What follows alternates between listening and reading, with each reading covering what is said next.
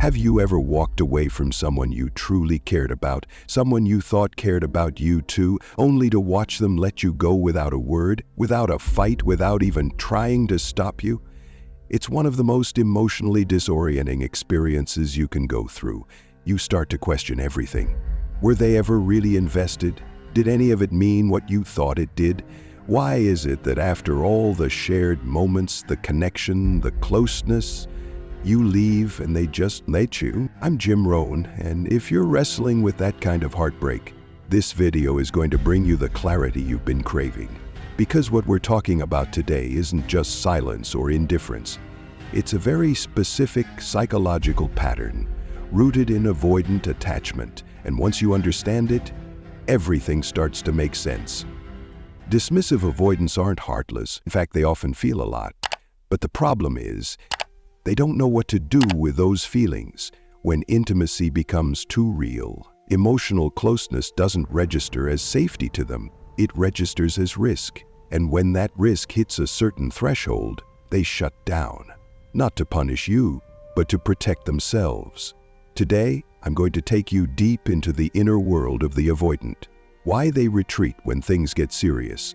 Why they often don't fight for connection even when they feel it. And how their silence is more about fear than lack of care. I'll also help you reframe your own story so you can stop internalizing their withdrawal as a reflection of your worth, because it's not.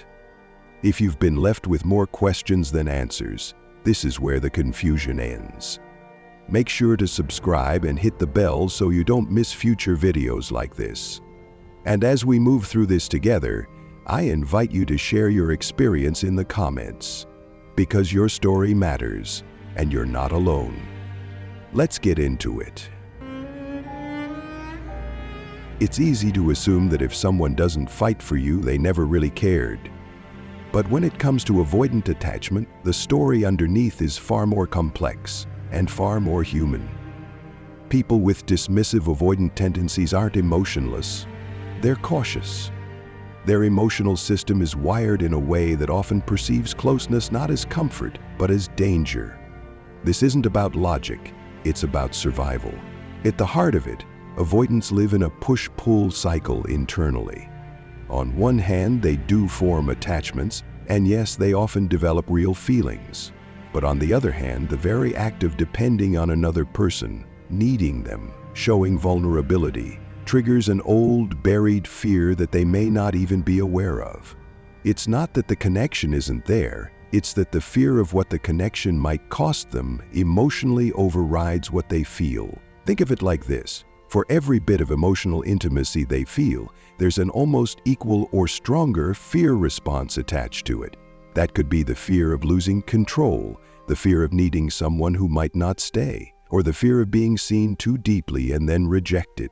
So even if their feelings are a 9 out of 10, if their fear is running at an 8 or a 10, what you see on the outside is someone who pulls away, goes quiet, or lets you walk without protest. That doesn't mean they're indifferent. It means the cost of closeness feels higher than the reward, at least in that moment. This is why so many avoidantly attached people seem emotionally flat or disengaged when things get serious. It's a protective reflex, not a lack of care. And while that doesn't make their silence any easier to experience, it does give you a better frame to understand it. Their retreat is not a reflection of your worth, it's a reflection of their wounds.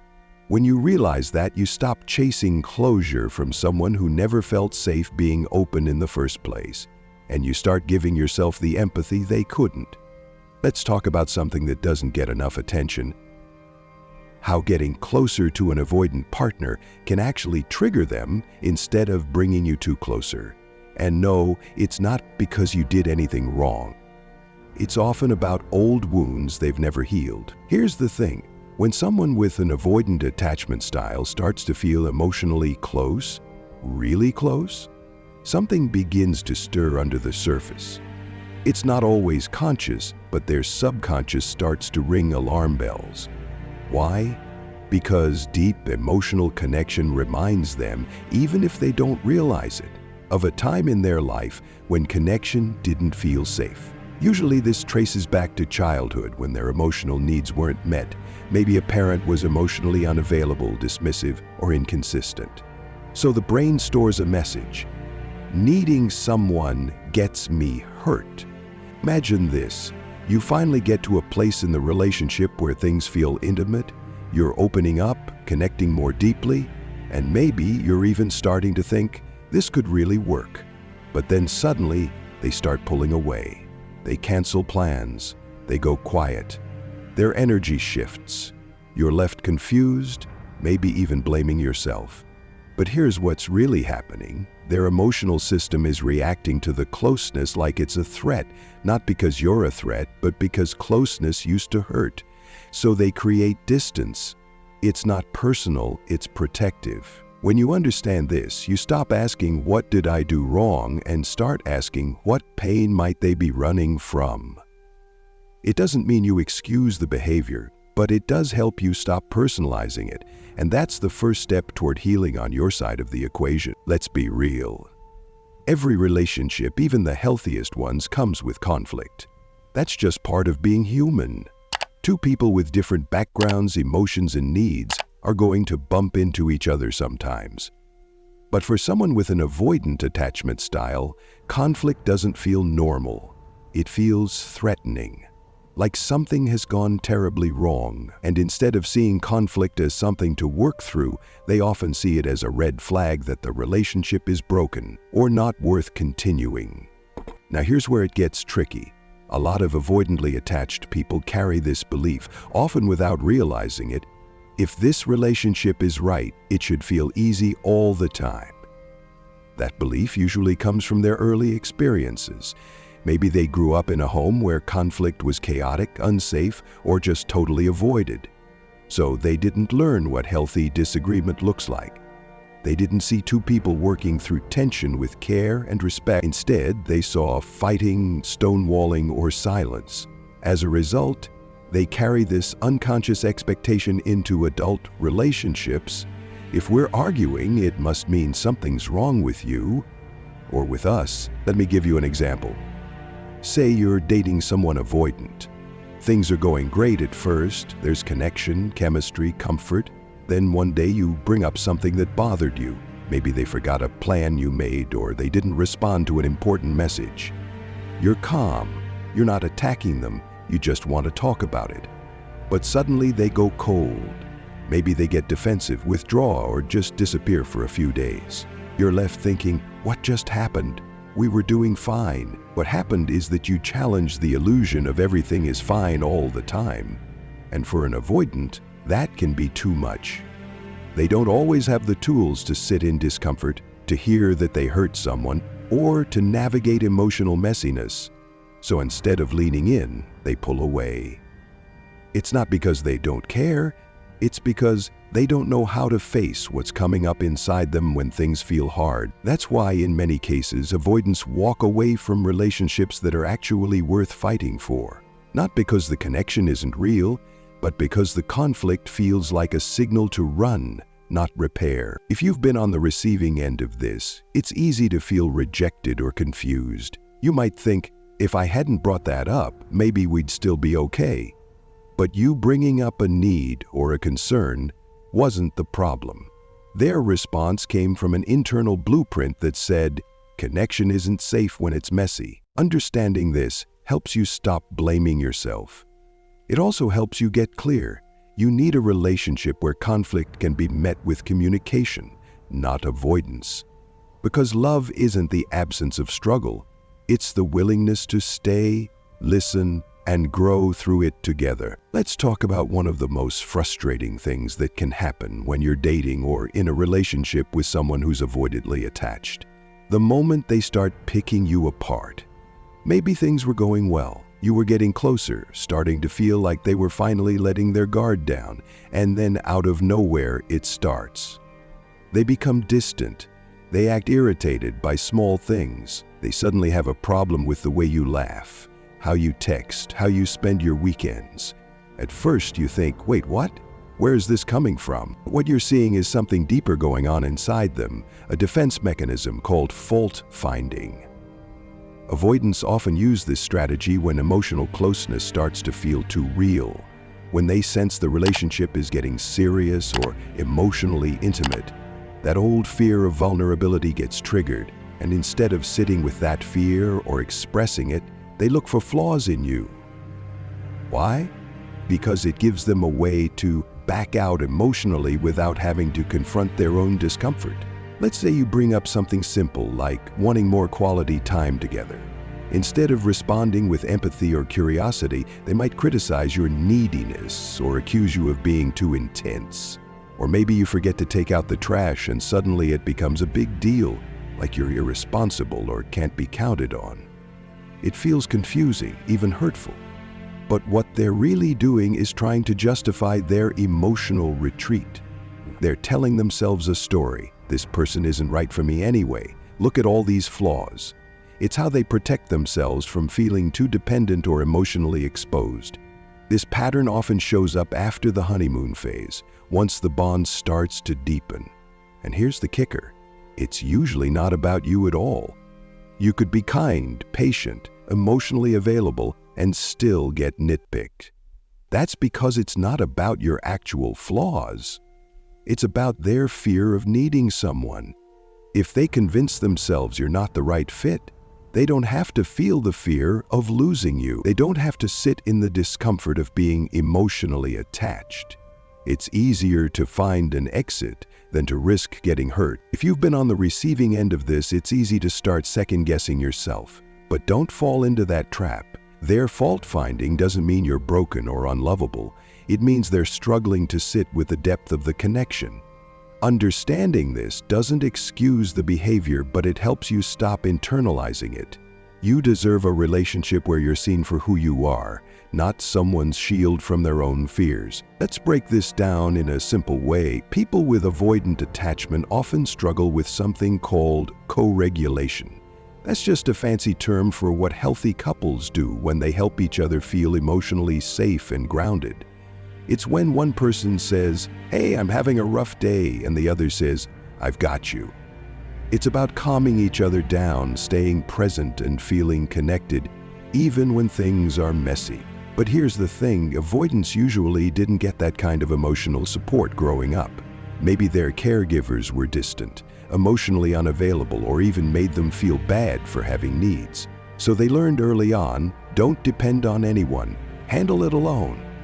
Fast forward to adulthood, and now when someone gets emotionally close or leans on them, their system panics. Not because they're cold or don't care, but because emotional closeness feels unfamiliar, even unsafe. Picture this. You're dating someone avoidant. You have a bad day and naturally turn to them for comfort. But instead of leaning in, they shut down, get uncomfortable, or change the subject. You're left thinking, did I do something wrong? But you didn't. They just don't know how to do that kind of emotional closeness. It overwhelms them. That's why avoidant relationships often feel one-sided. You're reaching, they're retreating. Not because they don't feel, but because they never learned how to feel with someone else. When you understand this, it doesn't make it easier, but it helps you stop taking their distance personally. And more importantly, it reminds you that your need for emotional connection is not too much.